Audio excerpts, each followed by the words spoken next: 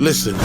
If you do not understand white supremacy, what it is, and how it works, everything else that you understand will only confuse you. Now, sometimes people say, well, you mean everything that I understand will confuse me if I don't understand racism? Yes, because racism is the dominant political and religious motivating force among the people of the planet in all 9 areas of activity: economics, education, entertainment, labor, law, politics, religion, sex, and war. That covers just about everything that any person, minute by minute, might be doing or engaged in any time of day or night, anywhere on the planet.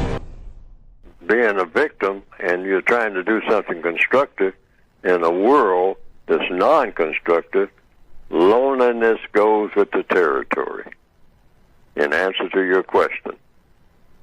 And what you do to keep from being lonely as much as you possibly can, you interact with other people, but you interact with other people based on just simply being there or observing.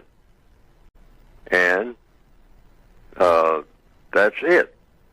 See, what do you mean by interacting with other people? What's the antidote for the poison of loneliness? The antidote is you do something interesting, and you do something that is constructive. And always think about doing as many things as you possibly can that you can do alone. But if you're doing something constructive, say anything constructive, just try to find something constructive to do. That's the formula. That's the code. Stay in a constructive mode, and you will find that you will attract people. It might take a little time. You might have to be lonely for a while. There's a scene in another movie that's supposed to be on my movie list that I keep saying that I'm going to get it out, and the people that I'm trying to get it out, I haven't gotten around to doing it yet, but I'm going to put it on my website, a list of movies, and one of the movies is From Here to Eternity that they keep showing every now and then. It's about characters in World War II. And there's a lady who's telling this soldier in it, she said, you know, I like you, but you're a soldier, and I don't want to be married to a soldier. I said, well, that's just about the best I'll ever do for you. I mean, you know, is be a soldier, because I'm committed to being in the Army forever, all right, because I like the Army. And I know I can't give you much being a soldier and being away all the time and all that type of thing. She said, I understand that. She said, because I understand loneliness. She said, and that's one reason I like having you around, even though I don't want to marry you. I don't want to be attached to you on a permanent basis, because I'm lonely. And then he looked at her, and then she says, you think I'm lying, don't you? And then he made a classic statement, in my opinion. He said, no, nobody ever lies about being lonely.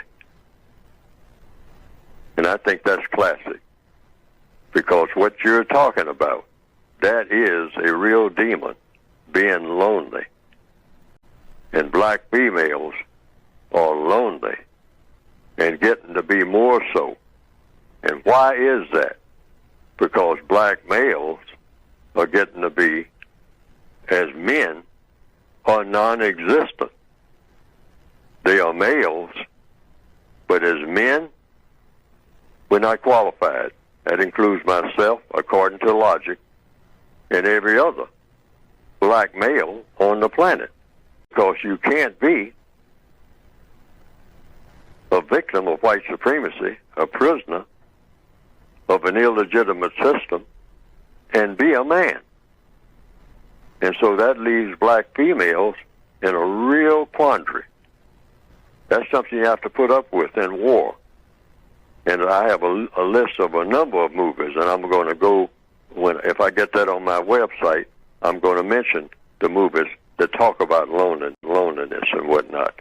Because during a war, females are usually in a position where they are away from whom they want to be with, and soldiers themselves.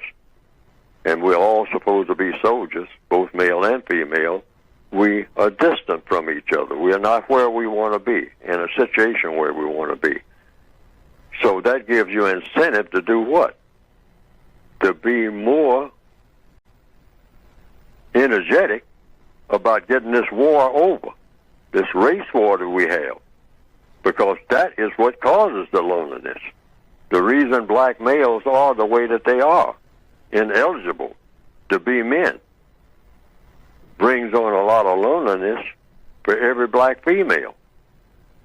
Black females, sit in front of the mirror and get themselves all dusted up and putting on this and putting on that and going to the salon and all like that, and then looking around and saying, where is my, where is he?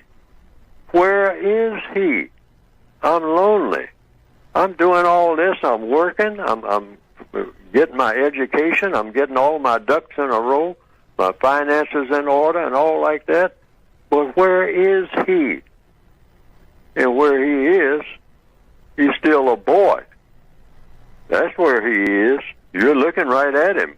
But you don't want a boy, you want a man. But we are all boys. You become a boy when you become a prisoner of war. I don't care how old you get, or what you know, or who you think you know. If you are subject to the system of white supremacy, and you are a black male on this planet anywhere, you are in the boy category, like it or not, because you were born in the boy category. Men are not subject to racism, period. They don't put up with it. They are simply not subject with it, not 1 minute. All right? But we all are in the prison called racism. And so the bottom line is, loneliness goes with your plight. All the more reason why you should be working to get rid of what is causing the loneliness, and that is what? The system of white supremacy. Now, some people have said they've seen some cartoons of my work on the internet that have been presented, and that it pretty well embellishes what I have been trying to say in my textbooks. And to the extent that it does that, well, that has been, from what I understand, some people reported to me, a plus. Because they didn't understand what I had written very well, but when they saw those cartoons that just repeated what I was saying and attaching my name to it, and came right out of the book, the material did, they say that they better understood it. And I can understand that, because people are kind of visual, particularly in the year 2021 now, more visual than ever.